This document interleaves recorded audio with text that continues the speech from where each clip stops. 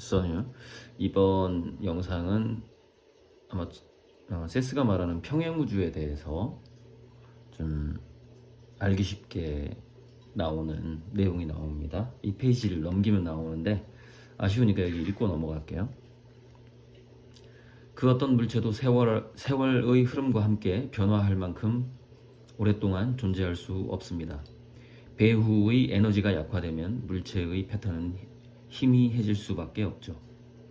일정 시점이 지나면 각각의 재창조는 처음보다 불완전하게 이루어집니다.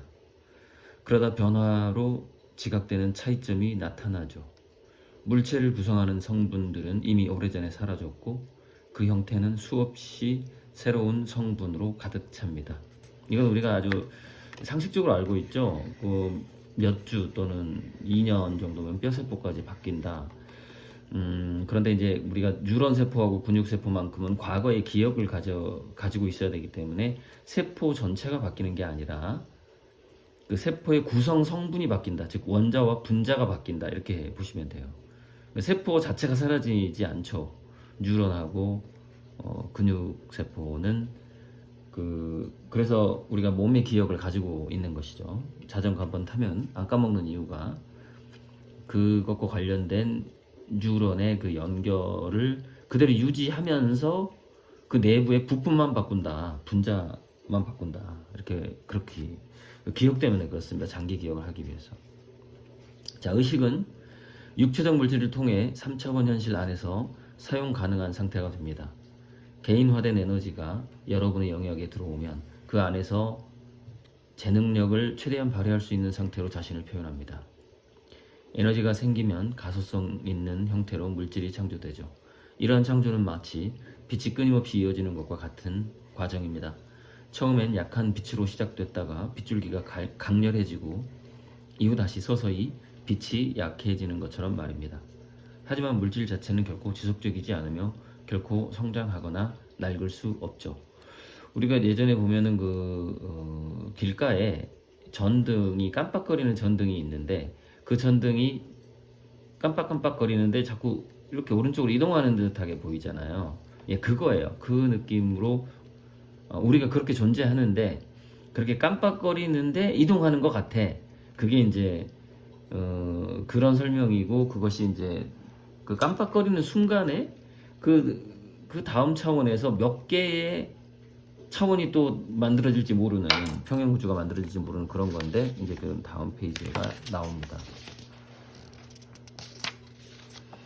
그래서 제가 이 페이지를 읽고 이 페이지에는 관찰자의 숫자만큼의 평행우주가 만들어진다라는 식으로 표현을 했어요. 그래서 그건 아니라고 제가 적어 놓은 거예요. 매 순간 평행우주는 알 수 없을 만큼 많아진다. 꼭 관찰자의 숫자씩 그렇게 많아지는 게 아니다라고 써놨는데 다음 페이지 보니까 그게 또 나오더라고요. 그래서 여기까지만 읽으면 이제 좀 평행우주가 세스의 그 평행우주가 좀 잘 정리가 되고 더 이상 평행우주 얘기가 안 나올 수도 있죠. 이 당시에는 제가 전에 말했지만 1971년경에 하버드인가 프린스턴인가에서 평행우주 다세계 해석이 강의가 이루어졌단 말이죠. 그리고 현재 대화가 오가는 거는 1967년경이기 때문에 그렇지 67년 한 4, 5년 전이기 때문에 평행우주라는 용어가 안 나오는 거예요. 그 용어가 없었던 거죠. 이때는. 그래서 용어는 없이 설명을 해주고 있습니다. 그래서 더 좀 이해하기가 쉬운 면도 있는 것 같아요. 자, 지금 여러분이 보는 안경은 이 안경은 뭐냐면은 이 영매 즉 세스가 빙의해서 말하고 있는 제인이라는 사람이 쓴 안경일 겁니다. 지금 여러분이 보는 안경은 사실상 각기 다른 안경입니다. 여러분은 각기 다른 개인적인 시각으로 자신만의 안경을 창조하고 있습니다. 세 개의 안경이 각기 전혀 다른 공간 연속체 속에 존재하는 것이죠. 그러니까 관찰자가 3명인 거예요. 근데 재밌는 게 전혀 다른 공간 연속체에 존재하는 거예요. 그러니까 우리 모두도 각자 한 세상을 살고 있는 것 같지만 그게 공통적인 똑같은 세상을 공유하고 있는 게 아니거든요. 그게 참 평행우주의 신비 같은 건데 자, 이때 세스의 목소리는 쩌렁쩌렁 울렸고 빌은 방 한가운데 흔들 의자에 앉아 세스의 말을 받아 적고 있었다. 마크 당신은 조셉의 안경을 볼 수 없으며 그 역시 당신의 안경을 볼 수 없습니다. 이는 수학적으로 입증할 수 있고 과학자들도 이미 여기에 손을 대고 있죠. 물론 배후 원리까지 이해하진 못했지만 말입니다. 자, 이게 지금 수학적으로 입증할 수 있고 여기까지 과학이 발달한 거예요. 그 당시에. 그리고 보시면 과학자들도 이미 여기에 손을 대고 있죠. 손을 대고 있죠. 그러니까 다세계 해석이 막 나올 무렵인 거죠. 세스가 그걸 알고 있었고 그렇기 때문에 1960년대 후반에 수학적으로 입증할 수 있고 과학자들이 여기 손대고 있다 이렇게 표현하고 있는 거죠. 굉장히 그 당시 상황을 정확하게 말하고 있다 이렇게 볼 수가 있습니다. 그래서 일단 더 읽어볼게요. 물론 배우의 원리까지 이해하지 못했지만 말입니다. 그러니까 평행우주를 이해하는 사람이 그 당시에 한 명 있었다. 에버렛 어쩌면 전 세계에서 한 명 있었을 수 있어요. 그러니까 이해하지 못했다라고 말하는 게 맞을 수 있습니다.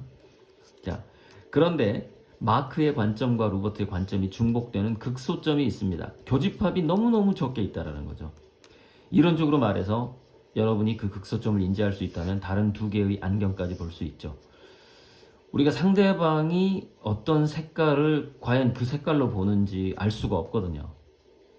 그러니까 대충 뭐 비슷하긴 하겠지만 정확히 알 수가 없고 또 어떤 생각을 하는지 알 수 없듯이, 그런데 그 교집합을 인지하게 되면은 드디어 이제 텔레파시라던가 뭐 여러 가지 상대방이 인식하는 다른 평행우주까지 내가 다차원을 인식할 수 있다거나 그런 일이 벌어지겠죠.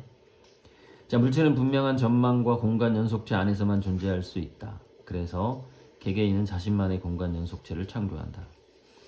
개개인은 각기 전혀 다른 물체를 창조하고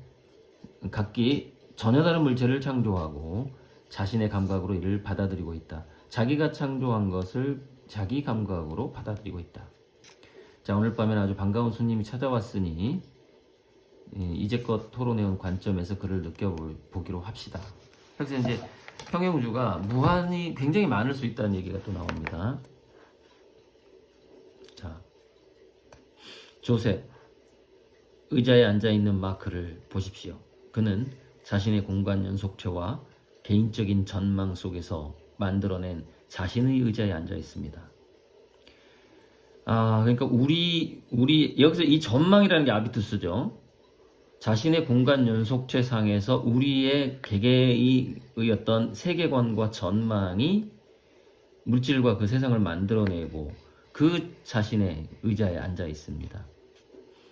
당신과 로버트는 마크를 지각하고 있지만 그 마크들은 마크가 만들어낸 마크가 아니죠.